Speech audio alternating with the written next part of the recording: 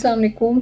So on daily basis अपने बहुत basic level पे रोज़मर्रा के रिलेशनशिप्स में हम बहुत सी चीज़ें इग्नोर करते हैं because of the emotional attachment we have. लेकिन कुछ ऐसी चीज़ें होती हैं जो हमारे रिलेशनशिप्स को बहुत टॉक्सिक बना देती हैं। उनमें से एक बहुत कॉमन चीज़ है बीइंग गैसलाइटेड।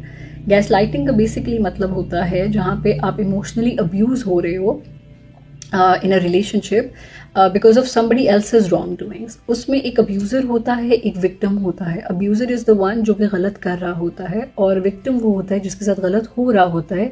लेकिन अब्यूज़र विक्टिम को ऐसा महसूस करवाता है कि जैसे जो भी हो रहा है उसके इर्द गिर्द में वो उसकी किसी न किसी एक्ट का या बिहेवियर की वजह से हो रहा है।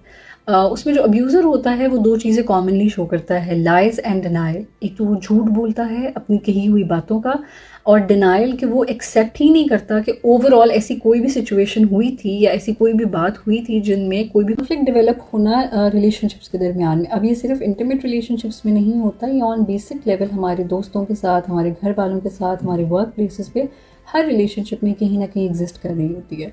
जो चीज़ें हम बहुत कॉमनली सुनते हैं बट आई थिंक हम इग्नोर कर देते हैं, उसमें ये होता है कि जिसमें जो अब्यूज़र होता है वो विक्टिम को सबसे पहले किसी उसकी मेमोरी के ऊपर क्वेश्चन करवाएगा कि मुझे तो याद नहीं पड़ता ऐसा कुछ हुआ हो, शायद तुम गलत सोच रही हो। उसको ट्रूथ से थोड़ा सा डिफ़र करवाना या फिर उसकी तरफ ना लेकर जाना, रीडायरेक्शन करवा देना कि कोई भी कॉन्वर्सेशन जिस कॉन्टेक्स्ट में चल रही है आपको आपको उससे फेर दिया जाता है कि नहीं ऐसे तो नहीं हुआ था, शायद तुम्हारे दिमाग में ऐसे हो।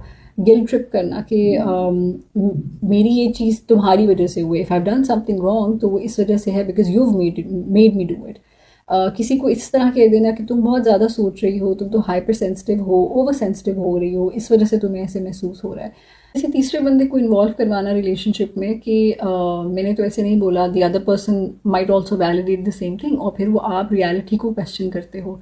आपको अंडर कॉन्फिडेंट फील करवाना, सेंसिटिव फील करवाना, अपने ट्रू इमोशंस को बेसिकली आप ओन अप नहीं करते हो जस्ट बिकॉज आप दूसरों की रॉन्ग डूइंग्स को रीज़न आउट करना शुरू हो जाते हो। सो ऐसे लोग बहुत कॉमनली अंडर कॉन्फिडेंट रहना शुरू हो जाते हैं। फीलिंग ऑफ कंफ्यूजन होती है, anxiety, depression, suicidal thoughts, feeling of isolation. हर चीज़ को खुद ब खुद अपने अंदर एक फीलिंग्स में या इमोशंस की सप्रेशन बहुत कॉमन हो जाती है कि आप अपनी हर अच्छी बात को भी या सही बात को भी करने से पहले डरते हो कि this might not become a reason for somebody else's wrong doings. So ये छोटी छोटी चीज़ें हैं जो आई थिंक हमें ऑन डेली लेवल या ऑन डेली बेसिस हमें इग्नोर नहीं करनी चाहिए। और अगर आपको रिलेशनशिप में ऐसा कुछ भी महसूस हो रहा हो, किसी भी रिलेशनशिप में, आप टाइमली उनको कंट्रोल करो और अपनी इमोशनल बाउंड्रीज को सेट करो ताकि कोई भी आपको अपनी ट्रू फीलिंग्स या रियलिटी ऑफ लाइफ को क्वेश्चन करने पे मजबूर ना करे।